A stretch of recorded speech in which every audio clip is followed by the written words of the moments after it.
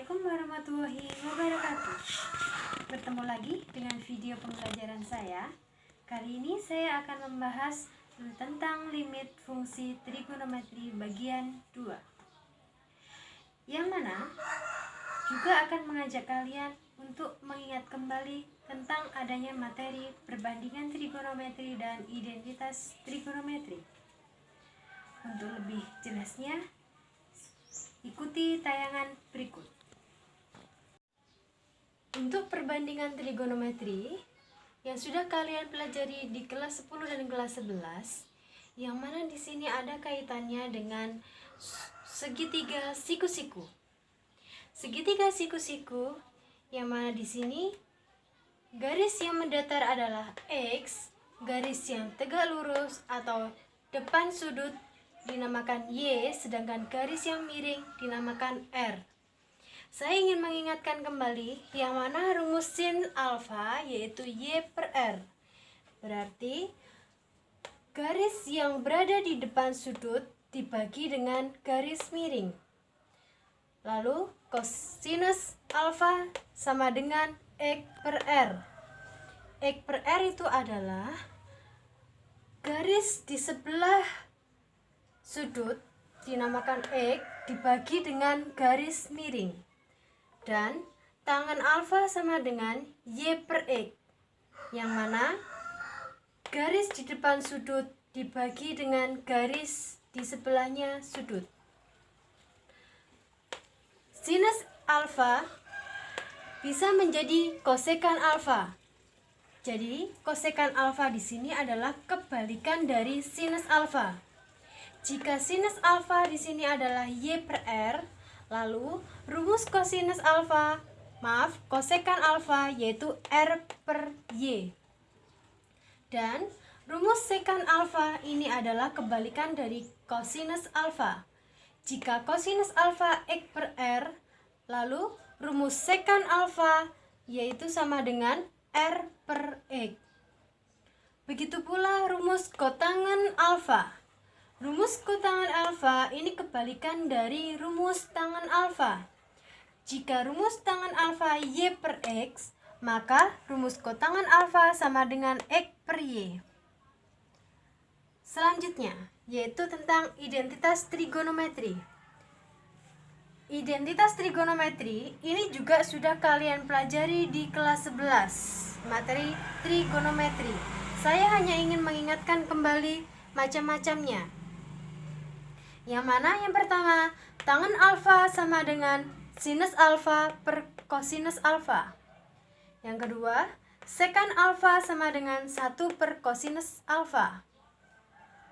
Lalu, kosekan alfa sama dengan 1 per sinus alfa. Selanjutnya, kotangen alfa sama dengan 1 per tangen alfa juga bisa sama dengan kosinus alfa per sinus alfa. Selanjutnya, sinus kuadrat alfa ditambah kosinus kuadrat alfa sama dengan 1. Sinus kuadrat alfa ditambah kosinus kuadrat alfa sama dengan 1. Selanjutnya, tangen kuadrat alfa ditambah 1 ini sama dengan sekan kuadrat alfa. Seterusnya, 1 ditambah kotangen kuadrat alfa sama dengan kosekan kuadrat alfa.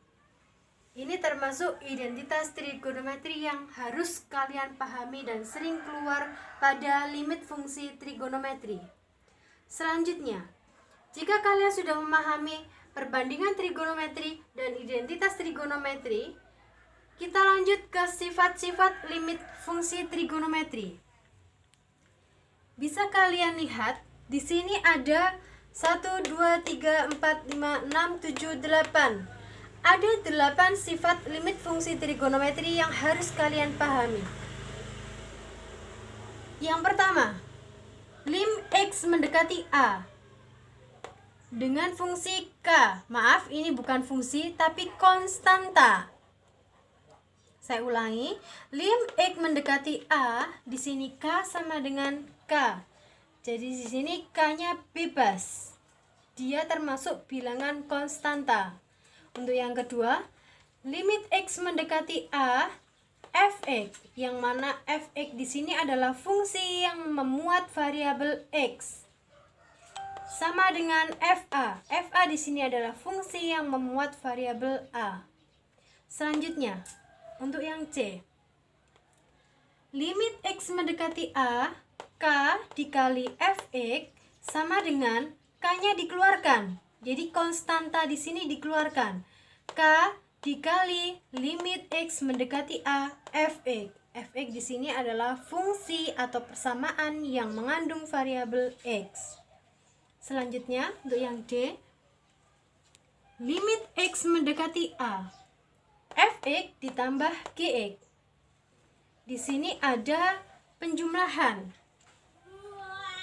Di sini ada penjumlahan sehingga hasilnya adalah limit X mendekati A, fx ditambah limit X mendekati A, gx. Yang mana harus terpisah karena di sini ada dua fungsi yang berbeda tetapi sama-sama memiliki variabel X.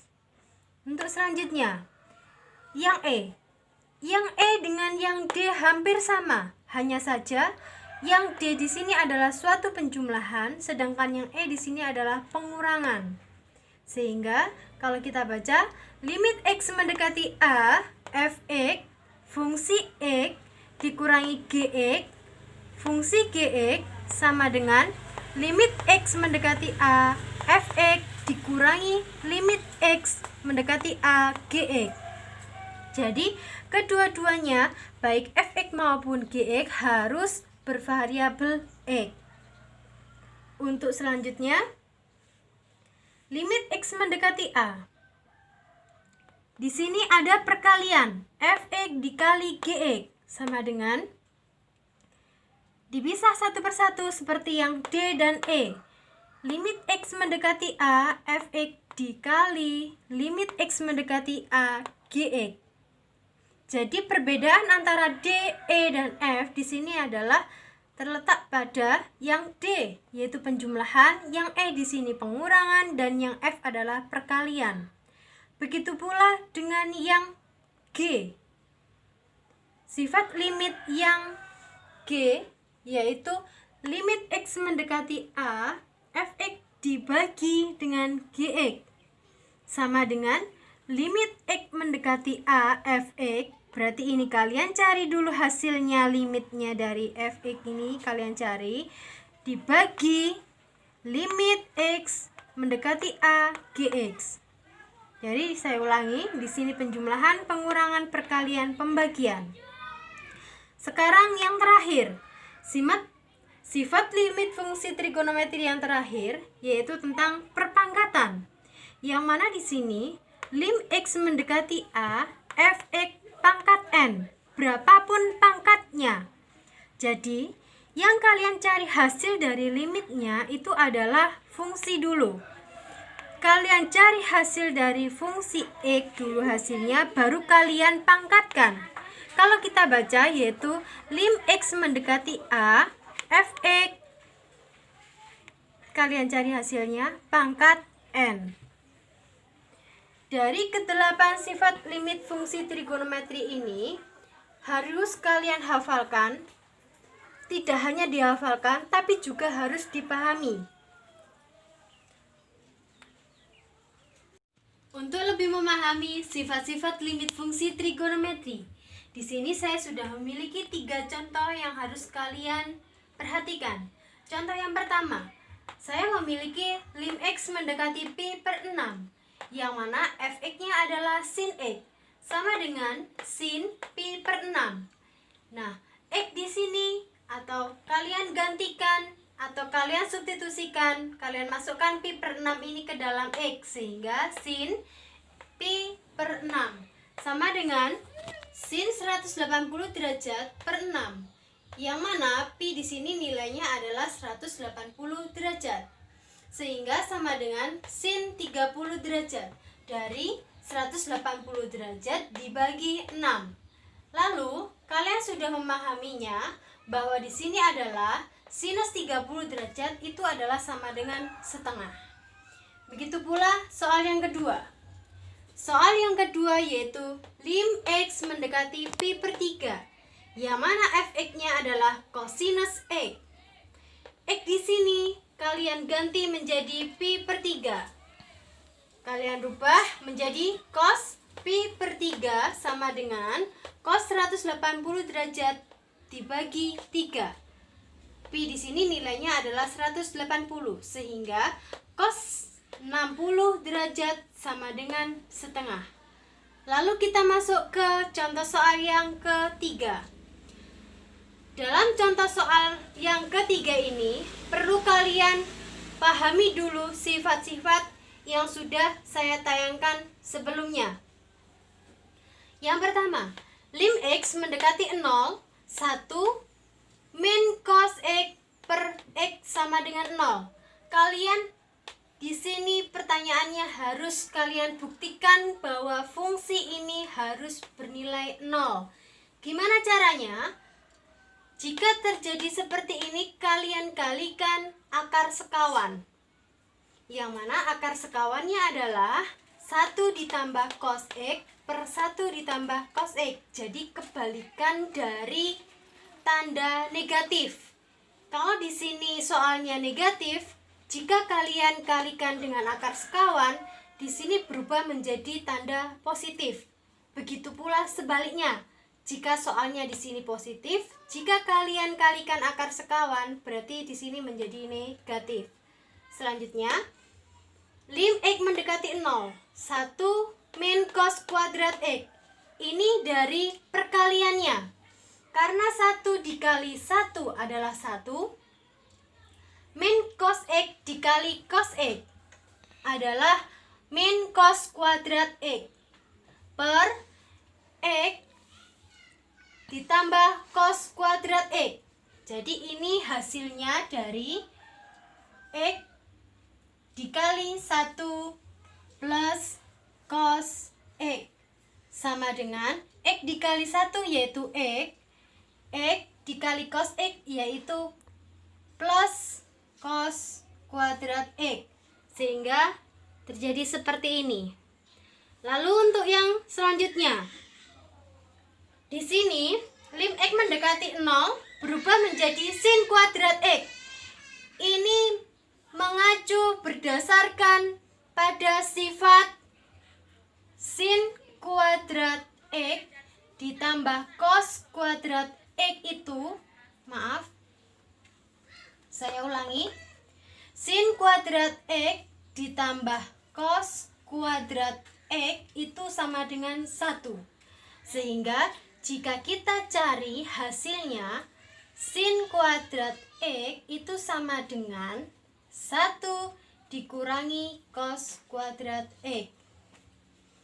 Nah, jadi sin kuadrat X itu berdasarkan sifat dari sini. Ini bisa saya ulangi lagi biar nanti lebih jelas. Sama dengan sin kuadrat X sama dengan 1 min cos kuadrat X. Nah, sehingga 1 min cos kuadrat X kalian rubah menjadi sin kuadrat X per X dikali 1 ditambah cos X. Ini kalian keluarkan salah satu variabel X-nya. Berarti X kalian keluarkan agar mendapatkan nilai X, berarti X dikalikan 1 sama dengan X. Agar mendapatkan cos kuadrat X, berarti menjadi X dikali cos X. Sehingga bentuknya menjadi X dikali 1 plus cos X. Jangan lupa ini dikasih kurung, karena yang di dalam kurung ini akan dikalikan dengan X yang di luar. Langkah selanjutnya, lim X mendekati 0, sin X per X. Ini kamu pisah, kamu pecah. Karena di sini mengandung kuadrat, sehingga ini kamu pisah menjadi sin X per X. Jadi ini kamu pisah juga. Sin X per X dikali sin X per 1 ditambah cos X. yang awalnya di sini kuadrat, kalian pecah atau kalian pisah menjadi pangkat 1. Oke, langkah selanjutnya. Di sini mengandung perkalian dengan fungsi yang berbeda, sehingga bisa kalian tulis lim X mendekati 0 sin X per X dikali lim X mendekati 0 sin X per 1 plus cos X. Kalian cari hasilnya masing-masing. Nah, sudah kalian pahami bahwasannya sin X per X itu pasti sama dengan 1 yang sudah kalian pelajari kemarin. Sekarang X-nya di sini kamu rubah atau kalian substitusikan menjadi 0, sehingga sin 0 per 1 ditambah cos 0. Langkah selanjutnya, 1 dikali sin 0 sama dengan 0. 1 ditambah cos 0 sama dengan 1, sehingga 1 dikali 0 sama dengan 0. Jadi, di sini merupakan terbukti bahwasanya limit X mendekati 0, 1 min cos X per X ini sama dengan 0. Nah, dari penjelasan 3 soal ini, untuk lebih jelasnya, lebih pahamnya, silahkan kalian kerjakan tugas. Sudah saya siapkan 2 tugas yang berbeda, dan kerjakan di buku tulis kalian masing-masing, lalu dikirimkan ke Google Classroom seperti biasanya. Yang pertama, lim X mendekati pi per 4 sin X min tan X. Hasilnya berapa? Lalu, yang kedua, lim X mendekati 0, 2 sin 4X per 3 tan 3X. Berarti di sini sama-sama mengandung perkalian. Silakan dicari dua-duanya.